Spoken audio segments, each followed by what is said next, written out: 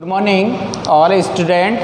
देखिए, आज हमारे पेपर एक समावेशी विद्यालय का सृजन मैं आपको यहाँ तक करा चुका हूँ निस्संगता के प्रति नज़रिया, जिसमें पहला करा चुका हूँ ऐतिहासिक परिप्रेक्ष्य। ये दो हैं, ऐतिहासिक परिप्रेक्ष्य और समकालीन प्रवृत्तियाँ।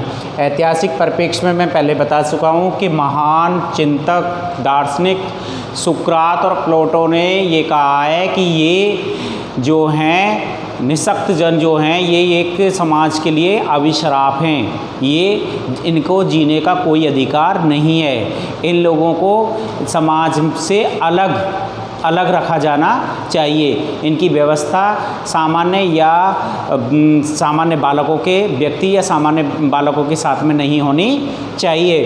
तो पहले जो ऐतिहासिक दृष्टिकोण था इनके प्रति वो बहुत ही घिनौना, क्रूर और अमानवीय था, क्योंकि इनको समाज से बहुत पृथक रखा जाता था। दूसरे नंबर को इनको कोई जीने का अधिकार नहीं था, तो इनके साथ में बहुत क्रूरता और अमानवीयता व्यवहार किया गया।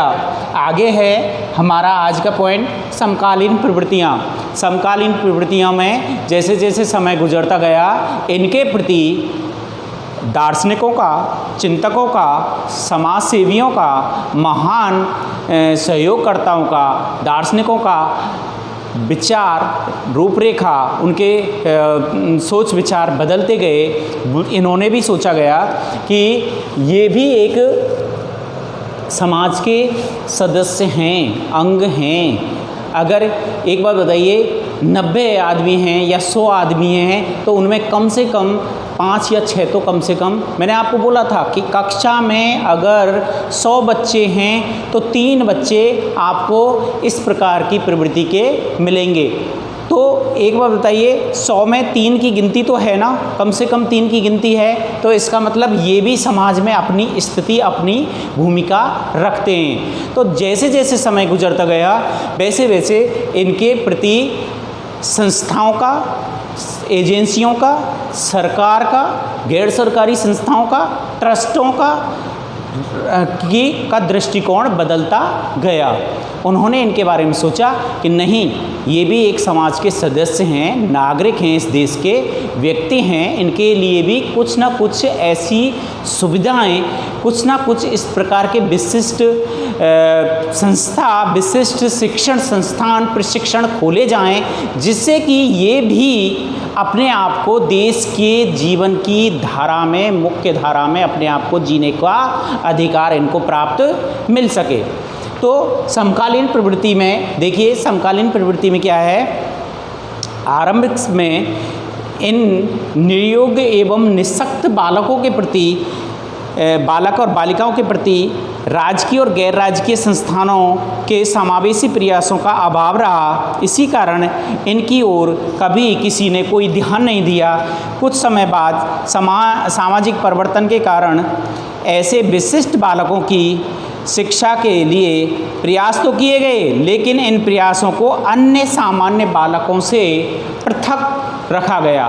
जो इन बालकों के लिए प्रयास, बालक बालिकाओं के लिए प्रयास किए गए, तो वो क्या है कि प्रयास तो किए, लेकिन उन्होंने ये कहा कि ये बालक बालिकाएं प्रशिक्षण शिक्षा ग्रहण तो करेंगे, लेकिन ये सामान्य बालकों से हटके दूसरे शिक्षण संस्थानों में ग्रहण करेंगे।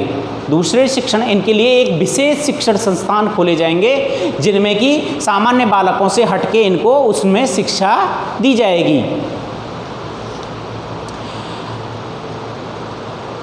ऐसे बालकों के बारे में विचार किया था कि ये बालक या बालिकाएं सामान्य शिक्षा केंद्रों में शिक्षा प्राप्त करने के योग्य नहीं हैं। ये कहा गया कि ये बालक बालिकाएं सामान्य बालक और बालिकाओं के साथ में शिक्षा ग्रहण करने के योग्य नहीं हैं। इनको इनके साथ में नहीं, इनको अलग से शिक्षा दी जानी चाहिए।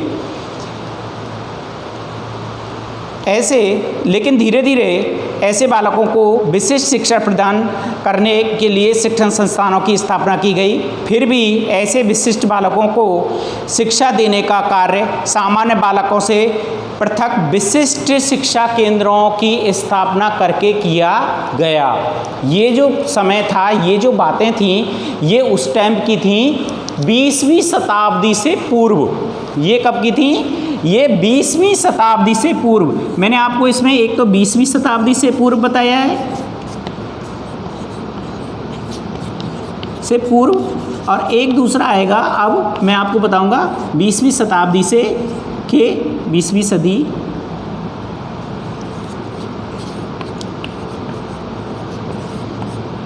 के उत्तरार्ध, मतलब 20वीं सदी के उत्तरार्ध में क्या किया गया। देखिए, ये जो बातें बताई थी मैंने, ये 20वीं सदी से पूर्व किया गया था इन निःशक्त बालकों के प्रति, कि इनको शिक्षा प्रशिक्षण तो दिया जाए, लेकिन क्या किया जाए, सामान्य बालक बालिकाओं से हटके दूसरी जगह इनके लिए प्रशिक्षण केंद्र और संस्थान खोले जाएं और इनको शिक्षा दी जाए। सामान्य बालकों के साथ में इनको शिक्षा नहीं दी जाए। ये 20वीं शताब्दी से पूर्व की बात है, 20वीं सदी से पूर्व की बात है। 20वीं सदी के उत्तरार्ध में, 20वीं शताब्दी में के उत्तरार्ध में नवीन चिंतन और धारणाओं ने बाधित बालक बालिकाओं की शिक्षा के लिए नई दिशाओं में द्वार खोल दिए तथा यह समझ भी विकसित हो गई कि ऐसे बालक सामान्य बालकों से पृथक नहीं हैं। 20वीं शताब्दी के उत्तरार्ध में ये समझ आ गई थी चिंतकों में, दार्शनिकों में और समाज सेवकों में कि ये बालक भी सामान्य बालकों से अलग नहीं हैं, ये भी एक सामान्य बालक जैसे ही जीवन जी सकते हैं, बशर्ते कि अतः ऐसे विशिष्ट बालकों को भी शिक्षा प्राप्ति का कार्य, समाज में भागीदारी का कार्य, सहयोग का समान अधिकार भी समाज के अन्य सदस्यों की भांति ही होना चाहिए। सामान्य शिक्षण संस्थानों में सामान्य बालक बालिकाओं के साथ ऐसे विशिष्ट बालकों के शिक्षण का कार्य कुछ अतिरिक्त सहायता देकर किया जाना चाहिए। कुछ इनको सामान्य बालकों के साथ में ही शिक्षण और प्रशिक्षण दिया जाना चाहिए, पर इनको कुछ अतिरिक्त सुविधा, इनको कुछ अतिरिक्त साधन यंत्र के माध्यम से इनको सामान्य बालकों के साथ में ही शिक्षा दी जानी चाहिए। जैसे कि व्हीलचेयर का, जैसे कि सरकारी स्कूलों में आपने देखा है, जो विकलांग बालक होते हैं तो उनके लिए एक रैंप बना दिया जाता है। इस तरीक़े का रैंप बनाया जाता है जिससे कि वो मतलब चलने में असमर्थता है तो वो उस पर अपनी उससे साइकिल सी जो सरकार के द्वारा मिली होती है उससे वो उस पर चढ़ जाएं और उसे, ठीक वैसे ही आपने देखा होगा ये जो है रेलवे स्टेशन है या सरकारी जितनी भी संस्थान हैं, स्कूल है, वहाँ पे उनके पीने के लिए लिखा होता है कि पानी पीने का एक अलग से नल लगा होता है जिस पे लिखा होता है विकलांगों के लिए।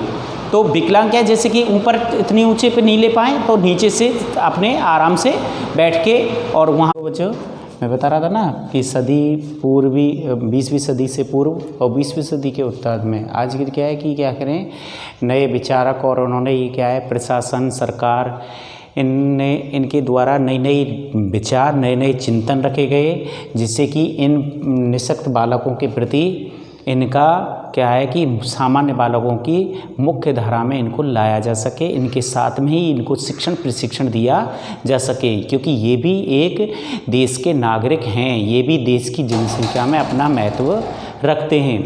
तो ये सदी, एक तो 20वीं सदी से पूर्व बताया था मैंने आपको, और एक 20वीं सदी के बाद की बातें हैं जो कि क्या है कि सरकार द्वारा और गैर सरकारी द्वारा सरकार, प्रशासन, ट्रस्ट और संस्थाओं द्वारा इनके प्रति मानवतापूर्ण और एक दयालुता का व्यवहार किया गया, जो कि क्या है इनके शिक्षण के लिए, इनके जीवन को जीने के लिए अच्छा और बहुत ही बेटर सिद्ध हुआ। इसमें क्या है कि आगे देखिए, हम आगे बताएंगे आपको ये टॉपिक यहीं पे है ख़त्म। अगला हमारा जो पहली यूनिट है जिसमें ये पहला टॉपिक था जो यही हमारा समाप्त होता है। अब इसका पहली यूनिट का दूसरा टॉपिक है वो है हमारा, मैं आपको बताता हूँ,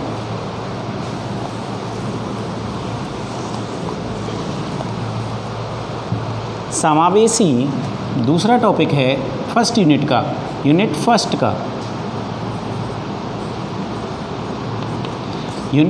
का दूसरा टॉपिक है समावेशी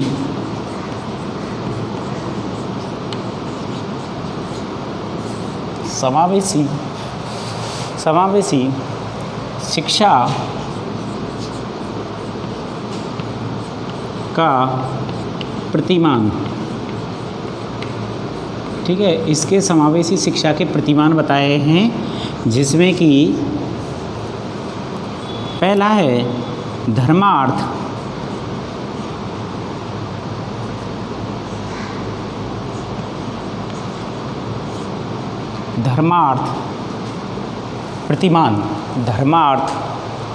प्रतिमान।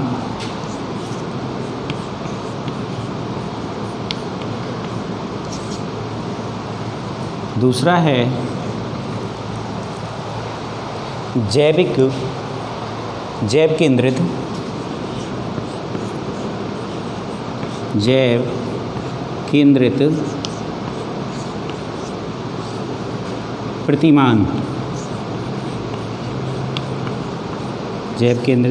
प्रतिमान। तीसरा है क्रियात्मक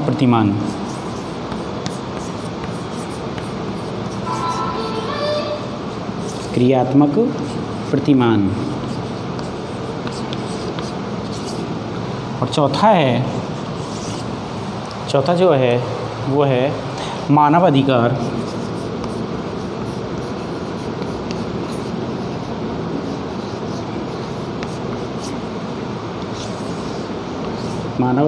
प्रतिमान।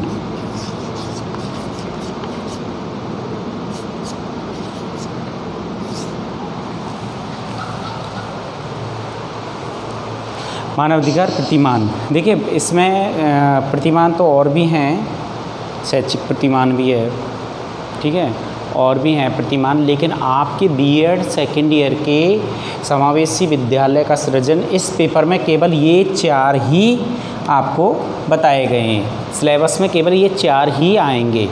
उनके बारे में मैं आपको बता दूंगा, हल्का सा बता दूंगा, लिखा दूंगा कौन कौन से और हैं बस, लेकिन आपके सिलेबस में केवल ये 4 ही प्रतिमान हैं।